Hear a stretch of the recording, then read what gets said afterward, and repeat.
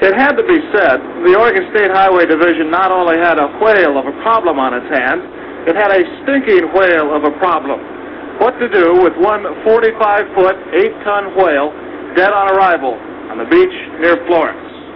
It had been so long since a whale had washed up in Lane County, nobody could remember how to get rid of one. In selecting its battle plan, the Highway Division decided the carcass couldn't be buried because it might soon be uncovered. It couldn't be cut up and then buried because nobody wanted to cut it up, and it couldn't be burned. So dynamite it was, some 20 cases or a half-ton of it. The hope was that the long-dead Pacific gray whale would be almost disintegrated by the blast, and that any small pieces still around after the explosion would be taken care of by seagulls and other scavengers. Indeed, the seagulls had been standing nearby all day. As everything was being made ready, we asked George Thornton, the highway engineer in charge of the project, for his final observation. Well, I'm confident that it'll work. The only thing is we're not sure just exactly how much explosives it'll take to disintegrate this thing so the scavengers, seagulls, and crabs and whatnot can clean it up. Is there any chance it might be more than a one-day job? If there's any large chunks left, and we may have to do some other cleanup, possibly set another charge. The dynamite was buried primarily on the leeward side of the big mammal, so as most of the remains would be blown toward the sea.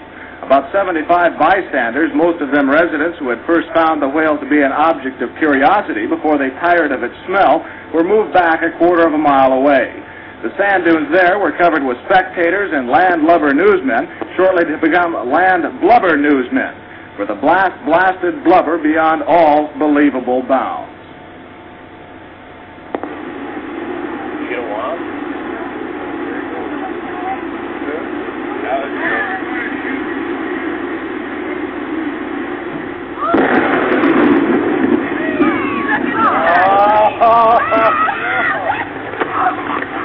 All right, Fred, you can take your hands out of your ears. Here's some pieces of... Our camera stopped rolling immediately after the blast. The humor of the entire situation suddenly gave way to a run for survival as huge chunks of whale blubber fell everywhere. Pieces of meat passed high over our heads while others were falling at our feet. The dunes were rapidly evacuated as spectators escaped both the falling debris and the overwhelming smell. A parked car over a quarter of a mile from the blast site was the target of one large chunk. The passenger compartment literally smashed. Fortunately, no human was hit as badly as the car. However, everyone on the scene was covered with small particles of dead whale. As for the success of the effort, well, the seagulls who were supposed to clean things up were nowhere in sight, either scared away by the explosion or kept away by the smell.